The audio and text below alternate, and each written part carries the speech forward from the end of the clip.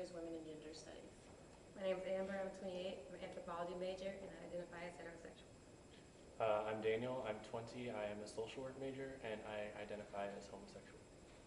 The purpose of our project is to discuss the biological component of human sexuality. And I will be discussing homosexuality in the animal kingdom and how it ties into human sexuality. I will be discussing brain mapping and birth order in relation to homosexuality. Another important aspect of determining one's sexuality is genetics, so I will be giving you a very basic explanation of how genetics works. A very relevant aspect of human sexuality lies within the genes of every human. If all aspects of a human being are determined by their genetic makeup, then why wouldn't something as relevant as sexuality be coded in their DNA? However, since the research is not as conclusive as we would like, a basic rundown of genetics might help you get a better grasp on the concept. Genetics were first studied in pea plants by a man named Gregor Mendel in the 1890s. He developed a diagram called a Punnett square to determine how traits are passed on. Human beings are born with 46 chromosomes, 23 donated from the mother's egg cell and 23 donated from the father's sperm cell. The egg and sperm cells are called gametes. Whether or not you are male or female is determined by the contribution of the gametes. A mother can contribute an X chromosome, and your father can contribute an X or Y. Two X's will result in a female, while an X and a Y will make a male. All the information is passed from the parent to offspring in the form of genes, found on the chromosomes. Hundreds or thousands of genes can be on just one chromosome. The genes pass on information that all adds up to make you, you. Everything about you, from eye coloring, height, how well you see, and even things like personality, are coded in your genes. Studying homosexuality in humans biologically can be difficult, as we may for complex study subjects, and it can be a controversial topic. Researchers have been studying mating behavior in king penguins when they discovered many displays of homosexual behavior amongst them, including sex, pair bonding, learning each other's calls, and their own way of flirting. There have been myriad studies on homosexuality in mice, and one relatively recent discovery was that of an effect of an enzyme called fucose mutaratase. Fucose mutaratase incorporates the sugar fucose into protein. When this enzyme was disabled in the embryos of female mice, they displayed homosexual behavior as adults. The females refused to assume the lordota's position for sexual contact with males, and they avoided the scent of male urine. But they mounted each other, other female mice, and were attracted to the scent of their own urine.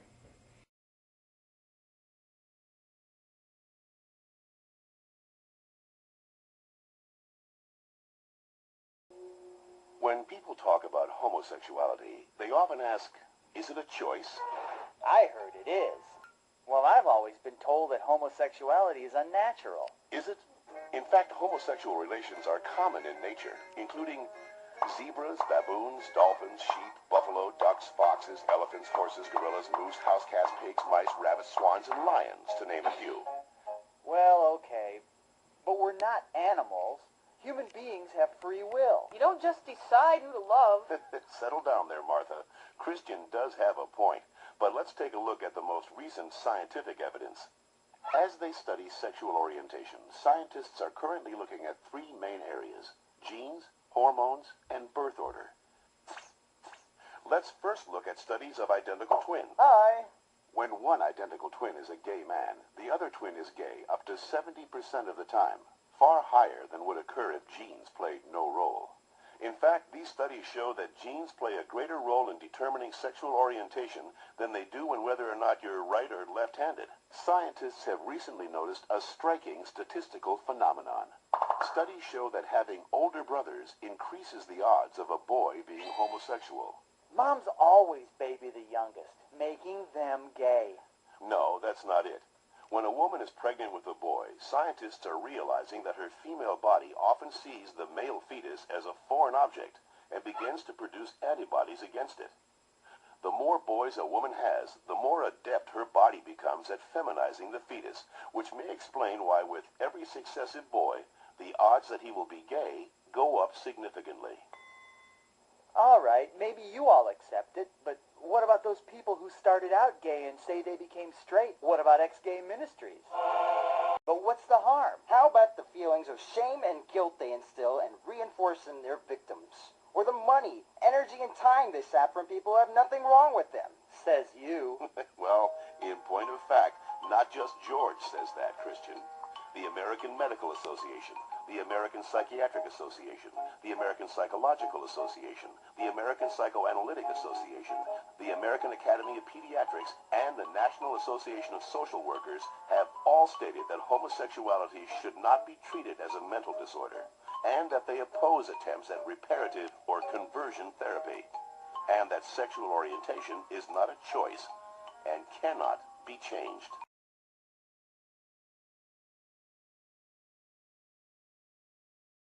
To complement our research, we conducted 6 interviews asking people about their sexuality. We hope that these interviews will help to educate you on the topic and come to your own informed decision.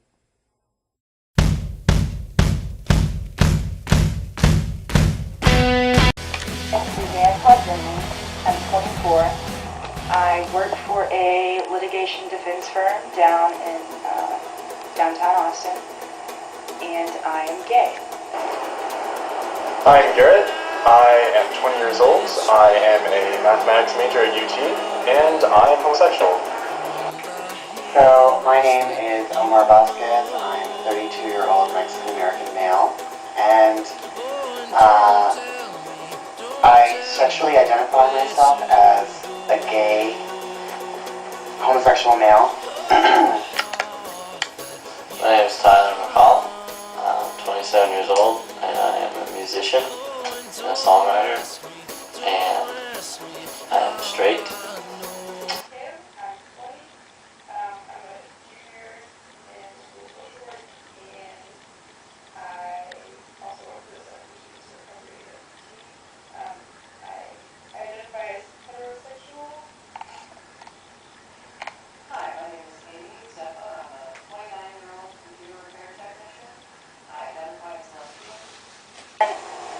Being gay, as far as whether you were born that way or whether it's kind of a chosen lifestyle, is that you're definitely born that way.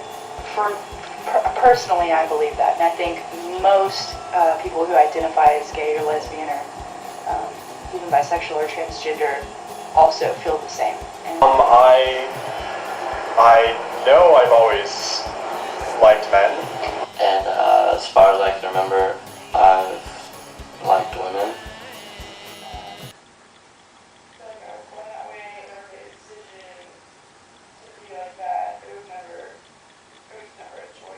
I feel that it's biology as opposed to choice, at least definitely in my case. And have identified myself that way since, for as long as I can remember, probably as long as I understood what the word gay meant. once I did realize that there was like a name for it, I remember thinking, oh wow, like that's me, and also, oh God, that's me. There was even questions as to whether or not I have possibility of cross genes or 3 letters in my genes, the XXY, because I've always been tomboyish. If it was a choice, I definitely in my life and in my experience don't remember making it. What I do remember is having crushes on girls when I was really young, like kindergarten and first grade, having crushes on my teachers. And you grow up and you watch things on television, you watch films, and you see that the ideal or the norm is a man and a woman, you know, and they procreate and have children and have a family. And that just never seemed normal to me. And I haven't really found any other attraction. There's debate about people make decisions gay or straight. I just feel like it's really stupid. I don't understand why people can accept it for straight people but not for gay people. I think it's kind of crazy that people doubt that it's anything but genetic or how you're born, you know. That homosexuality is not just, you know, a Homo sapien like thing. It's not an abnormality. And I hope that people realize that. Until I decided to accept who I was, stop fighting, stop hating myself. My life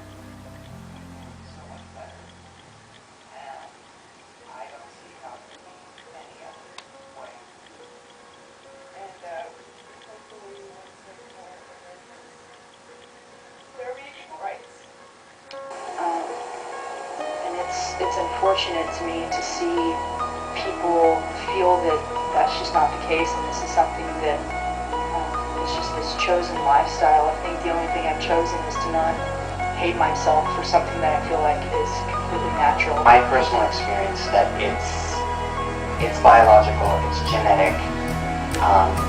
Like I said in the beginning, I was born gay.